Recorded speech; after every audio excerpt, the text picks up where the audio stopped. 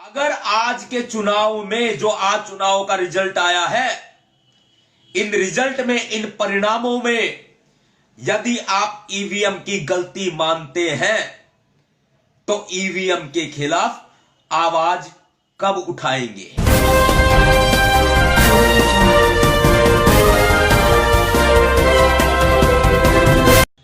बाबा साहब डॉक्टर भीमराव अंबेडकर जी हमारे सभी महापुरुष, जिन महापुरुषों को नाम हमें पता है और हम लोग उन महापुरुषों के बारे में पढ़ते हैं, चाहे वो महात्मा ज्योतिबा फूले हो, साहू जी महाराज हो, चाहे वो तथागत गौतम बुद्ध हो, चाहे वो गुरु रविदास जी हो, गुरु कबीरदास जी हो जो हमारे संत हैं, चाहे वो मान्यवर साहब काशीराम जी हो,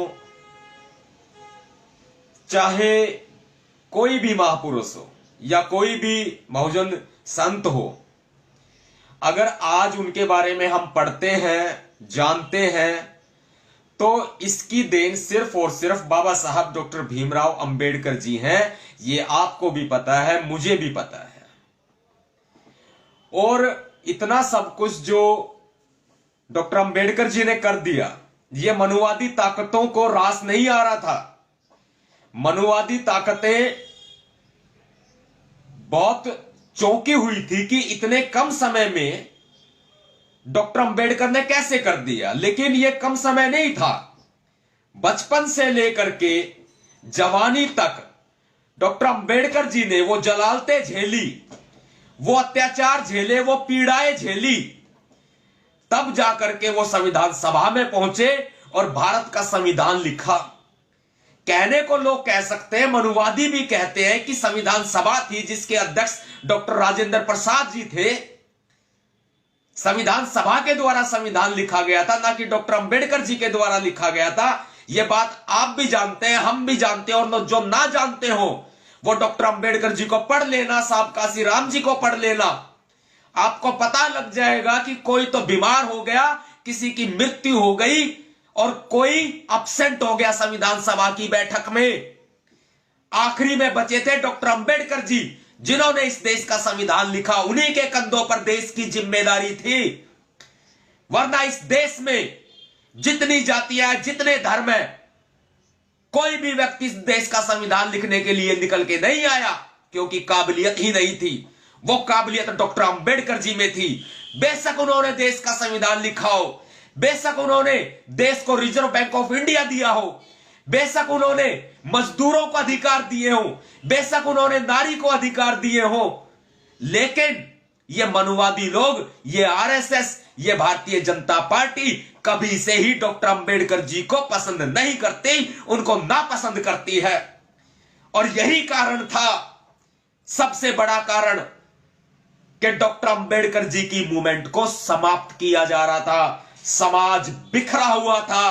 अलग अलग जातियों में, जो जातियों में जोड़ने की कोशिश डॉक्टर अंबेडकर जी ने की, वो सफल नहीं हो पाई थी। जिस कोशिश को सफल मान्यवर साहब काशीराम जी ने किया, और ये एक सफल कोशिश थी। मेरा आपसे बात करने का मोटिव सीधा सीधा और साफ साफ है।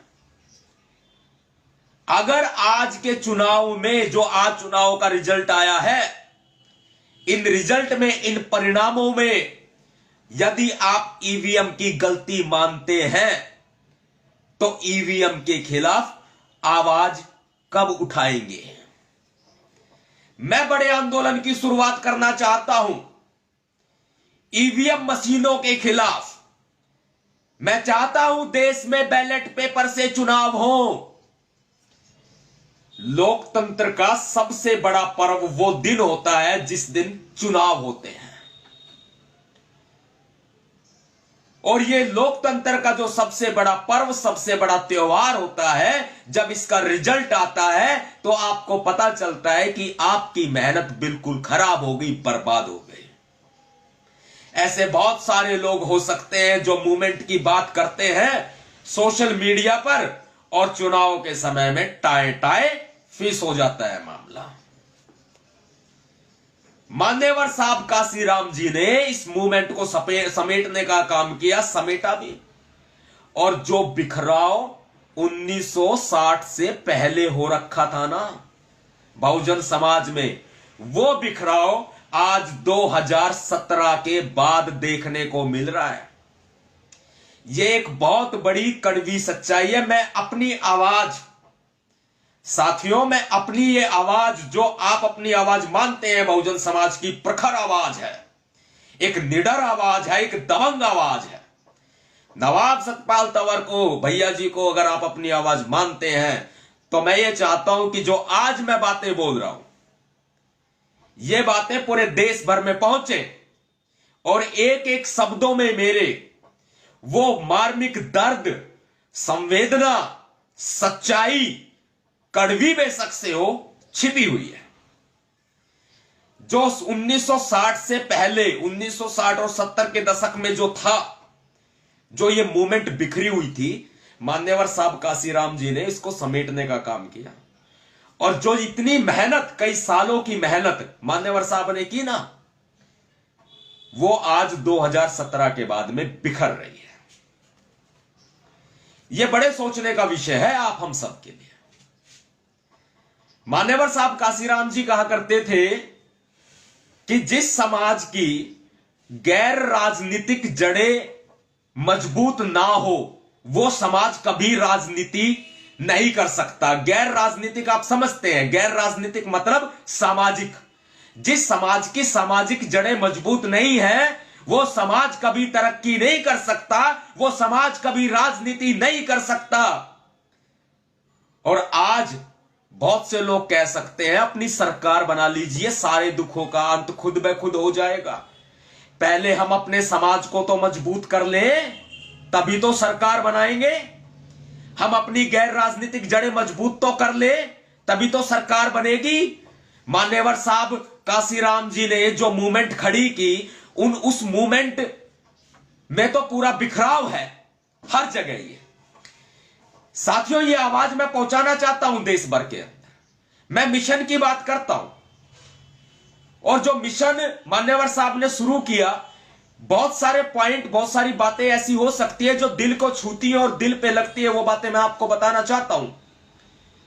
1989 में, 1989 में मान्यवर साहब के पास में वीपी सिंह आए, 2 बार आए, और वीपी सिंह ने कहा हम आपको पार्लियामेंट में देखना चाहते हैं। 5 बार चौधरी देवीलाल जी आए, जो हरियाणा के कद्दावर नेता हुआ करते थे, खासकर किसानों के और जाटों के। चौधरी देवीलाल जी मान्यवर साहब के पास 5 बार गए। राजीव गांधी जी, इस देश के पूर्व प्रधानमंत्री, 2 बार मान्यवर साहब के पास गए।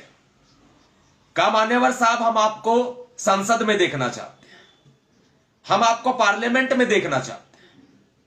मान्यवर साहब ने कहा अपने बलबूते पार्लियामेंट में जाऊंगा, मुझे आप लोगों की मदद नहीं चाहिए। साफ इंकार कर दिया। मान्यवर साहब को उस वक्त बहुत से लोग ये कहते थे मान्यवर साहब अहंकारी हैं। हमें भी बोलते हैं कि इन लोगों में बहुत अहंकार है। मान्यवर साहब को अहंकारी कहा जाता था, लेकिन आज हमें पता है मान्यवर साहब को सुनने और पढ़ने के बाद, मान्यवर साहब अहंकारी नहीं, स्वाभिमानी थे। उन्होंने अपने स्वाभिमान के साथ समझौता नहीं किया। मान्यवर साहब ने खुलकर कहा कि पार्लियामेंट में जाऊंगा, अपने बलबूते जाऊंगा, तुम्हारी मदद की आवश्यकता नहीं है मुझे। और पार्लियामेंट में घुसने से पहले, संसद में घुसने से पहले तुम लोगों से पूछूंगा कि मैंने तुम्हें पार्लियामेंट में घुसने से पहले बहुत रगड़ा लगाया, बहुत रगड़ा लगाया। अगर कोई कसर रह गई हो तो 2-4 बार और रगड़ देते हैं। ये मान्यवर साहब कहा करते थे। ऐसे स्वाभिमानी थे मान्यवर साहब। कभी समझौता नहीं किया उन्होंने अपने स्वाभिमान के साथ, वो स्वाभिमानी थे। मैं संपूर्ण बहुजन समाज से अपील करता हूं, ये लोकतंत्र का पर्व आता रहेगा, चुनाव होते रहेंगे। ये संदेश देने का मकसद आपको साफ है, एक एक शब्द को आप बड़े ध्यान से सुनना। यह आवाज सभी तक पहुंचाना, आप इस वीडियो को शेयर करना, पूरे देश भर में आवाज पहुंचनी चाहिए।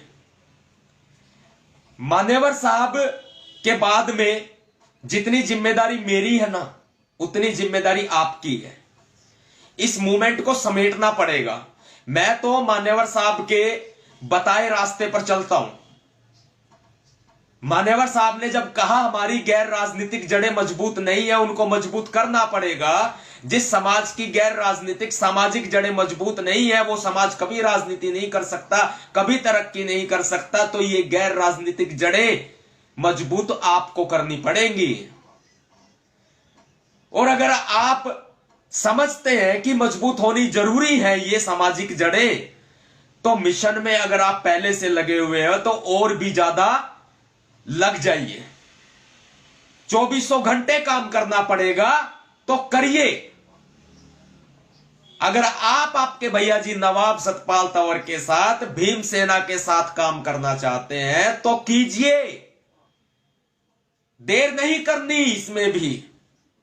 अगर देश भर में आप ये समझते हैं कि भीमसेना संगठन 21वीं सदी की नीली महाक्रांति अगर बाबा साहब के और मान्यवर साहब के बताए रास्ते पर स्वाभिमान से, ईमानदारी से, सच्चे दिल से अगर चलता है ये भीमसेना संगठन, तो आप बिना देर करे आज ही ज्वाइन कर लीजिए।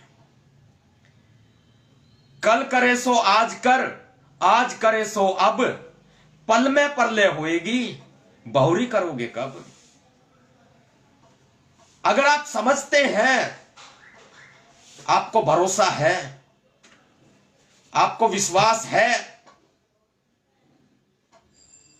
कि भीमसेना संगठन अपने महापुरुषों के बताए रास्ते पर चलता है, तो इस मूवमेंट को आपको आज ही ज्वाइन करना पड़ेगा। हम लोग गैर राजनीतिक जड़ों को मजबूत करने की कोशिश कर रहे हैं, सामाजिक जड़ों को मजबूत करने की कोशिश कर रहे हैं। इस कोशिश में आपका साथ मांगता हूं मैं, क्योंकि मान्यवर साहब के बताए रास्ते पर चल रहा हूं, गैर राजनीतिक जड़ों को मजबूत कर रहा हूं। भीमसेना में 22 लाख से ज्यादा ऑन रिकॉर्ड जो डॉक्यूमेंट्स में हैं, जो रजिस्टर्स में हैं, 22 लाख से ज्यादा पूरे भारत में सदस्य हैं जिनकी मेंबरशिप आईडी है, जिनको हमने कुछ सालों की मेहनत में बनाया है।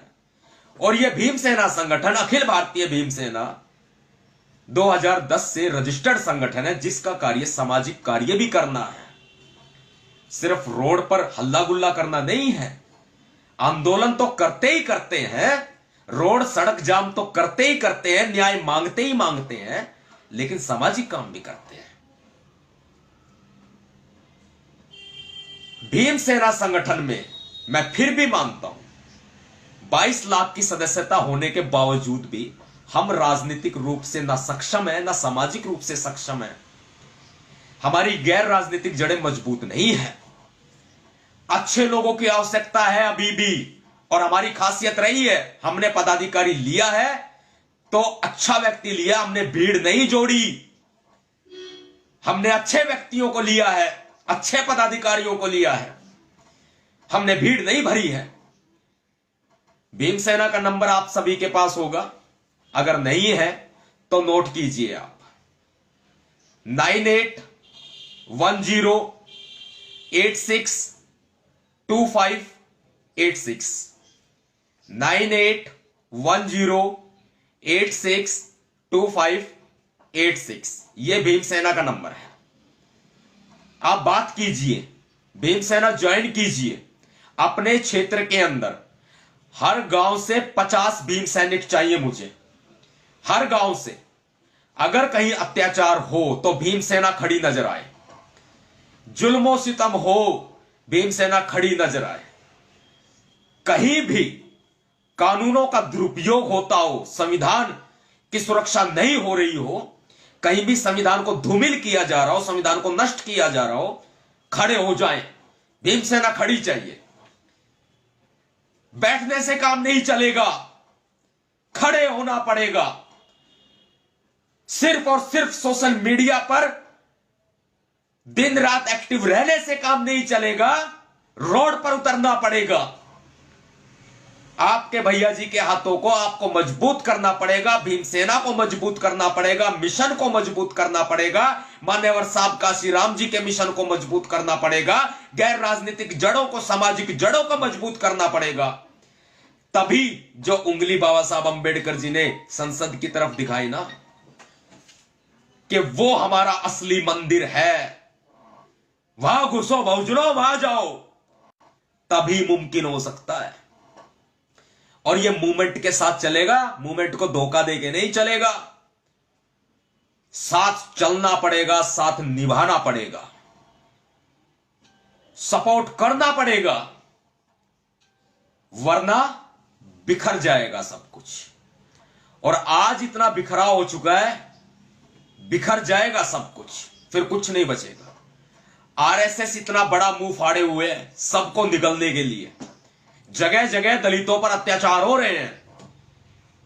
मैंने पहले भी बताया, हर मिनट एक वीडियो जारी करूं ना कम पड़ जाएगी अत्याचारों पर, और हर घंटे सड़क जाम करूं ना कम पड़ जाएगी, इतने अत्याचार हो रहे हैं। अगर लड़ना चाहते हो ना तो मजबूत हो जाइए, तन मन धन और गंग चारों के साथ लड़ना पड़ेगा। यह मेरी अपील आप सभी से है, पूरे बहुजन समाज से है मेरी अपील। और इस अपील को दरकिनार ना करना। हमले झेले हैं, हमले ऐसे ही तैयार नहीं हुए मिशन के लिए।